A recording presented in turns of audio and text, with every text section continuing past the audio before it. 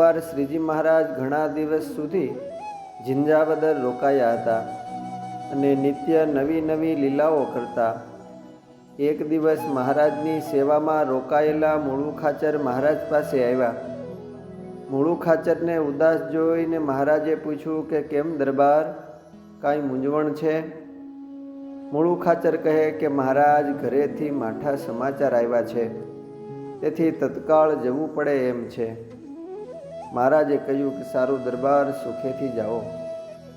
મૂળું ખાચરે વિનંતી કરતાં કહ્યું કે પણ મહારાજ, તત્કાળ ઘરે પહોંચવું પડે એમ છે.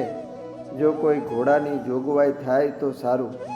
2-4 દિવસમાં પાછો આવી જઈશ.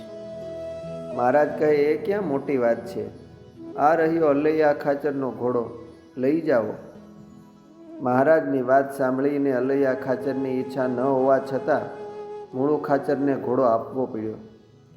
મૂળું ખાચર તો ઘોડો લઈને પોતાના ગામ ખંભાળા જતા રહ્યા, પણ અલૈયા ખાચરને એ ગમ્યું નહીં. 4-5 દિવસ પછી મૂળું ખાચર પાછા આવ્યા. ઘોડો અલૈયા ખાચરને પાછો આપ્યો. ઘોડો પાછો આપ્યો એટલે અલૈયા ખાચર ચારે બાજુથી તપાસવા માંડ્યા. ઘોડાના શરીર ઉપર ભાંઠા પડી ગયા હતા. ભાંઠા જોઈ તરત અલૈયા ખાચર મહારાજ પાસે ગયા અને મહારાજને ફરિયાદ કરી, મહારાજ, આ મૂળું ખાચરે મારા ઘોડાને બરાબર સાચવો નથી. એની પીઠ ઉપર મોટા ભાંઠા પડી ગયા છે. અલૈયા ખાચરની વાત સાંભળી મહારાજે મૂળું ખાચરને પૂછ્યું કે દરબાર, કેમ ઘોડાને બરાબર સાચવો નહીં? આ ભાંઠા કેમ પડી ગયા? મૂળું ખાચર કહે, મહારાજ, આ ભાંઠા મારાથી નથી પીડ્યા, એ તો ઘોડો લઈને અહીંથી ગયો ત્યારે હતા જ. મૂળું ખાચરની વાત સાંભળી મહારાજ અલૈયા ખાચરને વટતા કહ્યું કે કેમ અલૈયા બાપુ, ખોટું કાં બોલ્યા? આ મૂળું ખાચર તો કહે છે કે ભાંઠા તો હતા જ.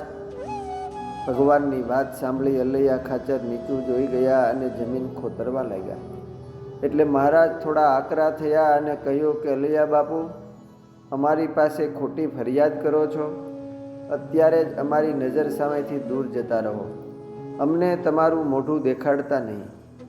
શ્રીજી મહારાજના આકરા વેણ સાંભળી અલૈયા ખાચર ગામની બહાર તળાવ છે ત્યાં જઈ પાળે બેસી ગયા અને શ્રીજી મહારાજની મૂર્તિ સંભાળીને ભજન કરવા માંડ્યા.